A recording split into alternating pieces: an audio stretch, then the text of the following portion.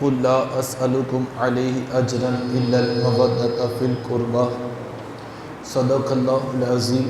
اور پھر رب کا یہ حکم قل لا اسألکم علیہ اجرا، محبوب آپ فرما دیجئے لوگوں میں تم سے دین کی تبلیغ کا کوئی صلہ، کوئی اجرت، کوئی عوض، کوئی تنخواہ لا اسألکم، میں تم سے کچھ نہیں مانگتا۔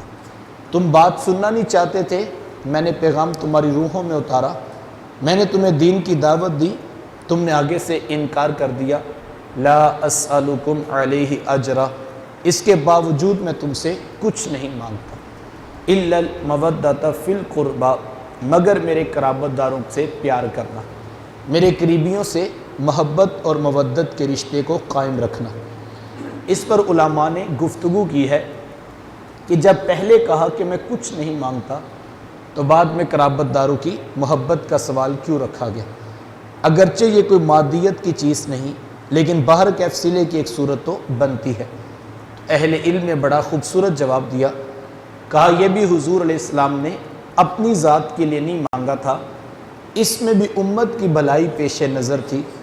اگر تم میرے اہل بیت سے پیار کرو گے تو فائدہ میرا نہیں، فائدہ تمہارا ہی، کہ تم کبھی گمراہ نہیں ہوگے۔ اور جب تک امت اہل بیت سے محبت کرتی رہے گی، قرآن کے دامن کو پکڑ کے رکھے گی، امت کبھی گمراہ نہیں ہوگی۔ آقا کریم علیہ السلام نے قولاً فعلاً عملاً اپنا انداز محبت کا امت کے سامنے رکھا۔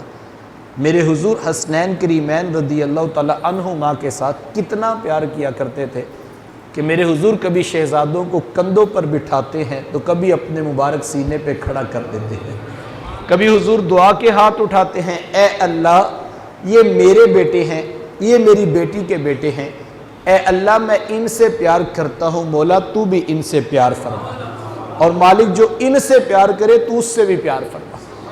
اور کبھی حضور گھر کے قریب سے گزرتے ہیں تو شہزادوں کے رونے کی آواز آتی ہے تو حضور فرماتے بیٹا فاطمہ ان کو نہ رلایا کرو، ان کا رونا مجھ محمد کو بھی تڑپا دیتا ہے۔ کبھی اللہ کے رسول صلی اللہ علیہ وآلہ وسلم دونوں شہزادوں کے ہاتھ پکڑتے ہیں اور حضور فرماتے لوگوں جس نے میرے بیٹے حسن سے پیار کیا، جس نے میرے بیٹے حسین سے محبت کی، جس نے ان کے بابا علی سے پیار کیا، جس نے ان کی والدہ فاطمہ سے وفا کی، فرمایا جس نے ان چاروں ہستیوں سے محبت کی، کل قیامت کے دن محمد کے ساتھ کھڑا کیا جائے گا۔ کبھی اللہ کے رسول صلی اللہ علیہ وسلم کے پاس حضرت اسامہ بن زید رضی اللہ تعالیٰ عنہ آتے ہیں، فرماتے میں رات کے وقت محبوب کی چوکھٹ پہ حاضر ہوا، میں نے آقا کریم علیہ السلام سے کوئی عرض کی، میں نے دکھڑا پیش کیا، محبوب علیہ السلام نے میرا دکھڑا حل کر دیا۔ دوران گفتگو میں نے غور کیا کہ محبوب علیہ السلام کی چادر میں کسی چیز کی حرکت کا احساس ہے، تو مجھ سے رہا نہ گیا تو میں نے پوچھ لیا کہ اے بندہ نواز یہ چادر کے اندر کیا ہے؟ آقا کریم علیہ السلام نے جواب دینے کی بجائے فَكَشَفَهُ، حضور نے چادر کو کھول دیا، فرماتے میں نے آنکھوں سے دیکھا ایک پہلو سے امام حسن لپٹے تھے، دوسرے پہلو سے امام حسین لپٹے تھے۔ حضور دعا کے ہاتھ اٹھا کے عرض کرتے اے اللہ یہ میرے بیٹے ہیں، مالک یہ میری بیٹی کے بیٹے ہیں، مولا میں ان سے پیار کرتا ہوں تو بھی ان سے پیار فرما، اور مالک جو ان سے پیار کرے تو اس سے بھی پیار فرما۔ اللہ اکبر، کتنا پیار کیا کرتے تھے کہ حضرت حذیفہ رضی اللہ تعالیٰ عنہ وہ اپنی کہانی سناتے ہیں، کہتے میں نے ایک دن اپنی والدہ سے عرض کی امی اگر آپ مجھے اجازت دے تو میں مغرب کی نماز محبوب علیہ السلام کے پیچھے نہ پڑھ کر آؤں، اور امی میں ساتھ میں وعدہ کرتا ہوں کہ میں آپ کے لیے بخشش و مغفرت کی دعا بھی کروں گا۔ تو والدہ نے کہا کہ بیٹا پھر دیر کیوں کرتے ہو، جلدی حضور کی چوکھٹ پہ پہنچ جاؤ اور خیال کرنا میرے لیے بخشش و مغفرت کی دعا ضرور کروانا۔ فرماتے میں حاضر خدمت ہوا اور آ کر میں نے مغرب کی نماز محبوب علیہ السلام کی امامت میں پیچھے کھڑے ہو کے ادا کی۔ نماز مکمل ہوئی تو لوگ اٹھ کے گھروں کو چلے گئے اور میں کونے میں بیٹھ کر انتظار کرنے لگا۔ آقا کریم علیہ السلام اپنے معمولات عبادت میں مصروف تھے، اور فرماتے وقت اتنی تیزی سے سمٹا کہ عشاء کی اذان کا بھی وقت ہو گیا۔ اذان ہوئی، اقامت کہی گئی، محبوب علیہ السلام نے نماز پڑھائی، لوگ نماز پڑھ کے گھروں کو چلے گئے اور فرماتے میں وہیں کونے پر بیٹھ کر پھر انتظار کرنے لگا۔ آقا کریم علیہ السلام کی طرف دیکھتا تو حضور تو اپنے معمولات میں مصروف تھے، ہمت نہ بن پاتی کہ حضور سے عرض کر سکوں، لیکن گھر جانے کا خیال آتا تو قدم رک جاتے کہ ماں نے تو چھٹی سی شرط پر دی تھی کہ میرے لیے بخشش کی دعا ضرور کروانا، اور اگر بغیر دعا کے چلا گیا تو ماں ناراض ہوں گی۔ فرماتے اسی کشمکش میں بیٹھا سوچ رہا تھا کہ کیا کروں۔ اتنے میں حضور علیہ السلام اپنے مصلی امامت سے اٹھے اور اپنے کاشان اقدس کی طرف بڑھنے لگے۔ فرماتے میرا دل دھڑکنے لگا کہ حذیفہ اب تو موقع ہاتھ سے جا رہا ہے، اور اگر حضور گھر چلے گئے پھر تو صبح ملاقات ہوگی، اور اگر دعا نہ ہوئی تو ماں ناراض ہو جائے گی کہ ماں نے چھٹی سی بات پر دی۔ فرماتے ایک لمحے میں غیر ارادی طور پر میرے قدم کچھ تیز ہوئے تو قدموں کی آہٹ پیدا ہوئی۔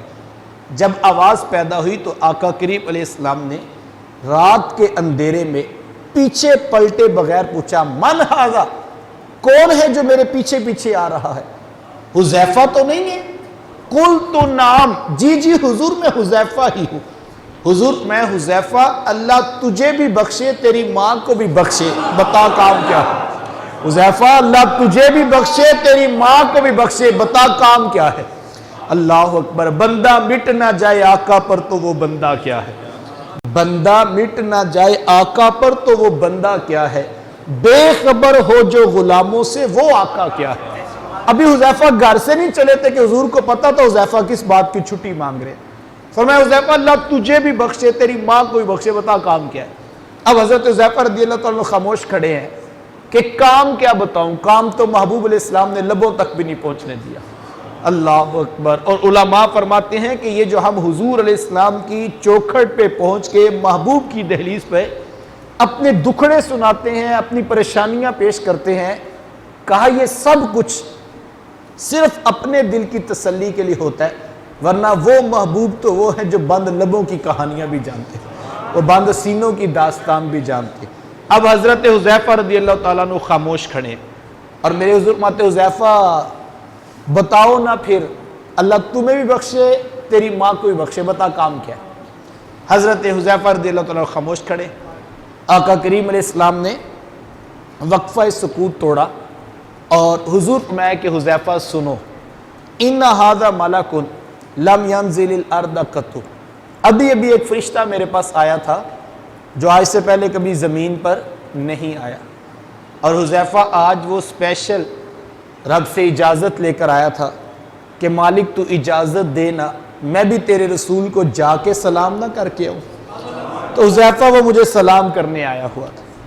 کیا خیال ہے یار، اگر آسمان پہ رہنے والے فرشتے ہو کر مدینے میں آ کے سلام پیش کرے تو پھر کمال ہے مدینے والے کا یا کیا؟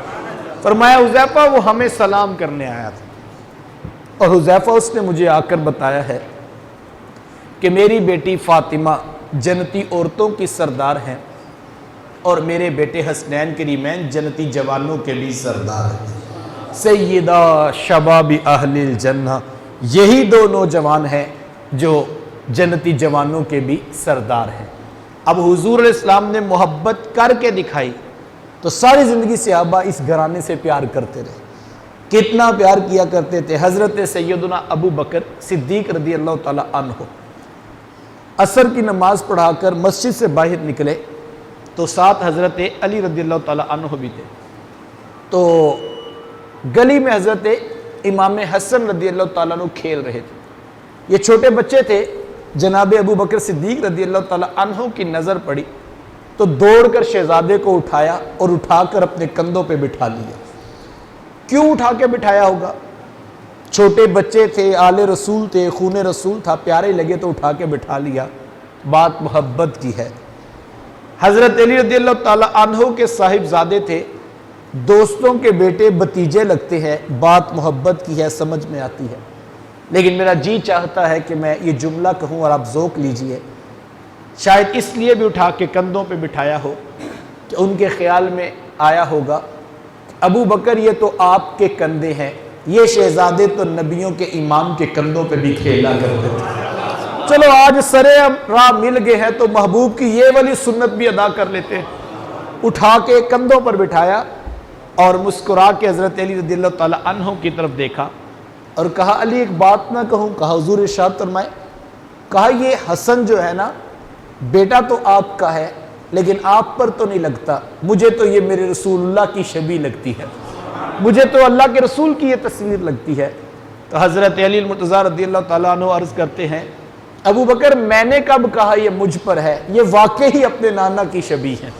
اللہ اکبر، یہ کون محبتوں سے کس کے بیٹے اٹھا رہا ہے، یہ پوچھنے کی ضرورت ہے، یہ سوچنے کی ضرورت ہے یا کہ نہیں؟ کوئی یاروں کے بیٹے، کوئی پیاروں کے بیٹے کندھوں پہ بٹھا کے بازار میں چلتا ہے۔ اللہ اکبر، کتنا پیار کیا کرتے تھے حضرت عمر فاروق رضی اللہ تعالیٰ عنہ۔ جب وظائف بانٹنے لگے اپنے بیٹے کو وظیفہ دیا، آگے حسنین کریمین رضی اللہ تعالیٰ عنہما کھڑے تھے، اپنے بیٹوں کی نسبت شہزادوں کو 2 گنا وظیفہ پیش کیا۔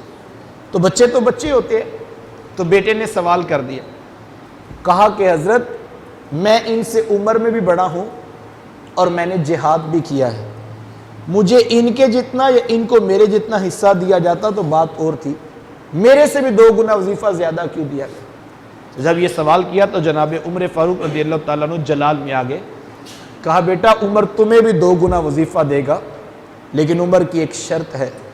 کہا جی وہ شرط کیا ہے؟ کہا بیٹا پہلے ان کے نانا کے جیسے نانا لا کر دکھاؤ، ان کے بابا کے جیسے بابا لا کر دکھاؤ، ان کی والدہ جی جیسی والدہ تو لا کر دکھاؤ۔ کہا جانتے ہو کہ ان کے نانا کون ہیں؟ ان کے نانا تو وہ ہیں جن کے پیچھے سارے نبی ہاتھ باندھ کے کھڑے ہو جاتے ہیں، ان کے بابا تو جناب علی المرتضیٰ رضی اللہ تعالیٰ عنہ ہیں، اور ان کی والدہ حضرت سیدہ فاطمہ بنت رسول ہیں۔ کہا یہ رشتے تم لے کر آ جاؤ، عمر تمہیں بھی 2 گنا وظیفہ پیش کرے گا۔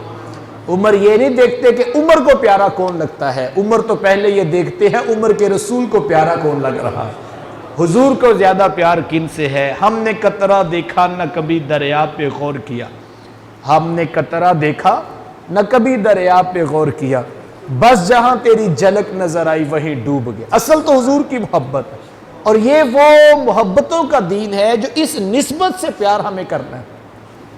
اہل بیت رسول ہوں یا کہ اصحاب رسول ہوں، اصل تو بات یہ ہے کہ وہ حضور کے نسبت والے، اور حضور کی نسبت جس کو مل جائے وہ عظمتوں والا ہو جاتا ہے، وہ عزتوں والا ہو جاتا ہے، وہ مرتبے والا ہو جاتا ہے۔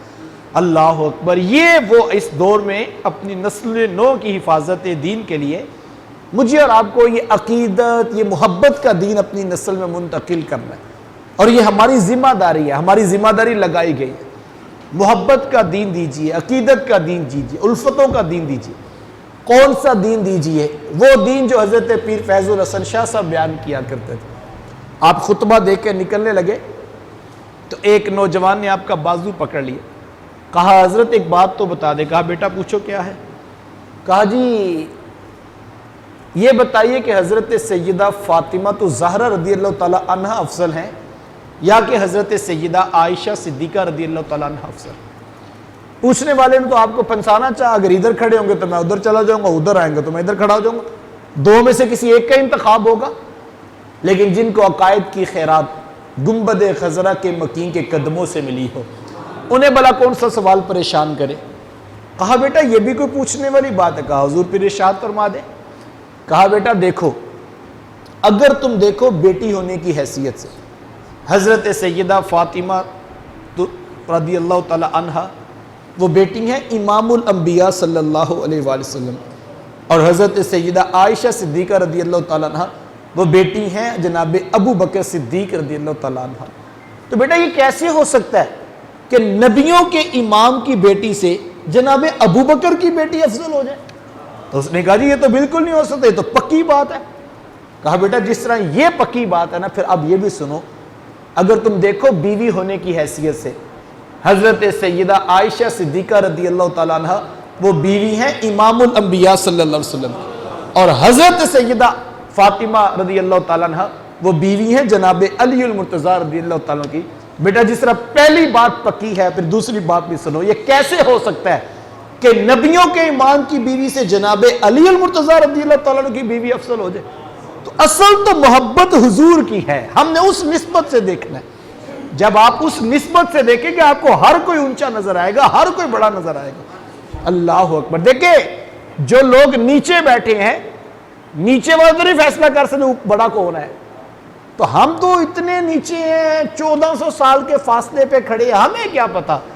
ہمیں یہ پتا ہے کہ جو حضور کی نگاہوں میں آ جائے وہ چھوٹا رہتا ہی نہیں ہے، جو ان کی نگاہوں میں آ جائے وہ چھوٹا کہتے ہیں۔ پوری امت کا اس بات پہ اجماع ہے، 1,24,000 کم و بیش انبیاء اور رسول ہیں، 1,00,000 کے قریب نبی اور ان کی امتیں۔ اگر میں آپ سے پوچھوں سب سے افضل امت کون ہے تو آپ کہیں گے نا حضور کی امت۔ میں اور آپ سب سے افضل کس لحاظ سے بھائی؟ میں اپنے اندر اتروں، میرے پلے کیا ہے؟ آپ اپنے اندر اترے، آپ کے پاس کیا ہے؟ لیکن اگر ہم سب سے افضل ٹھہرے تو کمال ہمارا نہیں، کمال ہمارے رسول کا ہے۔ تو میں نے کہا جو ان کی نگاہوں میں آ جاتا ہے وہ پھر چھوٹا نہیں رہتا صاحب، وہ بڑا ہوتا ہے۔ اللہ اکبر۔ تو محبتوں کا دین دیجئے، عقیدتوں کا دین دیجئے، الفتوں کا دین دیجئے۔ اور میں کہتا ہوں یار آل رسول تو بات بڑی اونچی ہے، ذات نبی سے جڑ جانا تو حوالہ بہت اونچا ہے، اصحاب رسول تو ذوات بڑی اونچی ہیں۔ وقت سمٹ گیا۔ اگر آپ مجھ سے پوچھیں کہ عقیدت کیا ہے، محبت کیا ہے، تو میں 2 لفظی سمجھانا چاہوں تو میں تو یہ کہتا ہوں، ذرے اس خاک کے تابندہ ستارے ہوں گے، ذرے اس خاک کے تابندہ ستارے ہوں گے جس جگہ آپ نے نالین اتارے ہوں گے۔ زمین پر پڑے ہوئے وہ ریت کے ذرے، وہ خاک ہے، وہ مٹی ہے، اس کی کوئی قیمت نہیں ہے۔ یہ کتنی مٹی ہماری گلیوں پہ پڑی ہے، کبھی کسی نے اٹھا کے بوتلوں میں بھری کہ بڑی قیمتی ہے، سب کو پتا یہ خاک ہے، چہرے پہ پڑ جائے تو منہ دھونا پڑتا ہے، کپڑوں پہ پڑ جائے تو کپڑے تبدیل کرنے پڑتے ہیں۔ اس مٹی کی کیا قیمت؟ لوگ بچتے پھرتے ہیں۔ لیکن اگر اس مٹی کو نسبت ہو جائے میرے حضور سے، نہیں حضور والا، میرے حضور تو پھر میرے حضور ہے۔ اگر اس مٹی کو نسبت ہو جائے میرے حضور کے گھر والوں سے، نہیں یار وہ تو میرے حضور کے گھر والے ہیں۔ اگر اس مٹی کو نسبت ہو جائے میرے حضور کے صحابہ سے، نہیں حضور والا وہ تو میرے حضور کے صحابہ ہیں۔ اگر اس مٹی کو نسبت ہو جائے میرے حضور کے قدموں سے لگے ہوئے نالین سے، تو یار یہ پھر مٹی نہیں رہتی، یہ خاک مدینہ شفا بن جاتی ہے، جس کو ہر عاشق کی تمنا ہے کہ مدینے کی مٹی میں آنکھوں سے ملوں گا۔ چونکہ حضور نے فرمایا نا، آقا کریم علیہ السلام جب فاتح بن کے واپس پلٹے تو مدینہ المنورہ میں کچھ لوگ حضور کا انتظار کر رہے تھے، تو صحابہ کے گھوڑوں کی ٹاپوں سے مدینہ المنورہ کا گرد و غبار اڑا، تو کچھ لوگوں نے اپنے چہروں پہ کپڑا رکھنا چاہا، تو حضور میں نیچے کر لو، تمہیں نہیں پتا رب نے میرے مدینے کی مٹی میں بھی شفا رکھی ہوئی۔ یار ان کے تو شہر کی مٹی کا مقابلہ نہیں ہو سکتا، اور آپ چلے ہیں جناب ابو بکر صدیق رضی اللہ تعالیٰ عنہ کو تولنے، آپ چلے ہیں جناب عمر فاروق رضی اللہ تعالیٰ عنہ کی بات کرنے۔ رک جائیے، عقیدتوں کا دین یہ ہے، محبتوں کا دین یہ ہے کہ ہم حضور کی ہر نسبت کا ادب اپنی اولادوں کو سکھائیں، اور یہ اصل دین ہے جو حضور علیہ السلام کے اصحاب نے، اہل بیت رسول نے جو بچایا تھا دین، وہ عقیدتوں کا دین تھا۔ 72 تن کٹوا کر جو ہے حسین ابن علی رضی اللہ تعالیٰ عنہ نے امت کو یہ پیغام دیا۔ مجھے بتائیں وہ کتنے قیمتی لوگ ہیں، بعد میں آنے والے آل رسول کے بدن پہ لگے ہوئے ایک بال کی قیمت نہیں دے سکتے۔ ایک بال جن کے وجود کا اتنا قیمتی ہے صاحب، ان کا پورا وجود، اور پھر 72 لوگ کتنے قیمتی ہوں گے۔ لیکن 2 میں سے ایک آپشن تھا کہ یا دین بچا لو یا جان بچا لو، اور وہ میری اور آپ کی جان نہیں، کتنی قیمتی جان کہ اللہ کے رسول صلی اللہ علیہ وآلہ وسلم نے ایک دن طواف کعبہ کرتے ہوئے کعبۃ اللہ کو خطاب کرتے ہوئے کہا، اے کعبہ تو بڑی عظمت والا ہے کہ تو اللہ کا گھر کعبہ ہے، لیکن یاد رکھنا میرے ایک مومن کی عزت تیری عزت سے زیادہ قیمتی ہے۔ ایک مومن کی عزت، جان، آبرو کعبے کی عظمت سے زیادہ قیمتی ہے۔ 72 آل رسول کے وجود کی قیمت کیا ہوگی؟ لیکن انہوں نے یہ بتایا کہ یہ 72 تن کٹ تو سکتے ہیں لیکن نانا کے دین کے جھنڈے کو نیچے نہیں گرنے دیں گے۔ انہوں نے دین بچا کے ہم تک پہنچایا۔ آج یہ محرم الحرام کے بابرکت ایام مجھ سے اور آپ سے تقاضا کرتے ہیں ہم سر سے لے کر پاؤں تک دین رسول کو اپنے اوپر نافذ کر لیں اور اپنے عمل سے حسینی ہونے کا دعویٰ کریں۔ دیکھیں زبان سے تو ہر کوئی دعویٰ کر لے لیکن اصل چیز تو عمل کا نکھار ہے، اور عمل کے ذریعے مجھے اور آپ کو اپنے کردار کو پیش کرنا ہوگا اور پھر نتائج حاصل ہوں گے۔ لیکن آج اگر ہم ان کا کردار نہیں اپناتے، کیا اختلاف تھا امام علی مقام رضی اللہ تعالیٰ عنہ کا یزید کے ساتھ؟ آپ نے واضح اور دو ٹوک کہا کہ یزید قاتل النفس شارب الخمر فاسق مولد، قاتل ہے، شرابی ہے، اعلانیہ گناہ کرتا ہے، لہٰذا حسین جیسا شخص یزید جیسے شخص کی بیعت نہیں کر سکتی۔ یہ اختلاف تھا امام علی مقام رضی اللہ تعالیٰ عنہ۔ اور اگر ہم نام ان کا لیں جنہوں نے شرابی کے ہاتھ میں ہاتھ نہیں پکڑایا، اور ہم نام ان کا لیں اور ہماری رسم حنا یا شادی اس وقت تک مکمل نہ ہو جب تک سر عام ٹیبلوں پہ ہم شراب نہ سجا لیں، تو پھر ہمیں سوچنا چاہیے نا ہم کس جگہ پہ کھڑے ہیں۔ نام سے حسینی بننا اور ہے صاحب، کردار کا حسینی بننا اور ہے۔ تو مجھے اور آپ کو کردار کی چمک سے اپنے انداز معاشرت سے معاشرے میں دین رسول کو پھیلانا ہوگا۔ آئیے سر سے لے کر پاؤں تک صرف ایک دن نہیں، اپنی زندگی کا ایک ایک لمحہ دین رسول کی بقا کے لیے اور اس پرچم کو بلند کرنے کے لیے کوشاں ہو جائے۔ اللہ کی بارگاہ میں دعا گو ہوں اللہ مجھے آپ کو توفیقات عمل نصیب فرمائے۔ وآخر دعوایا ان الحمدللہ رب العالمین، آمین۔ اللہم صلی علی سیدنا و مولانا محمد مبارک وسلم۔ میرے مالک اٹھے ہاتھ پھیلی جولیاں رحمتوں سے بھر دے، اتنے لوگ اپنا قیمتی وقت نکال کر جمع ہوئے، سب کا آنا قبول فرما، جو کہا جو سنا عمل کی توفیقات عطا فرما، سر سے لے کر پاؤں تک حسین ابن علی رضی اللہ تعالیٰ عنہ کا اسوہ نور نصیب فرما۔ رب ارحمہما کما ربیانی صغیرا۔ صلی اللہ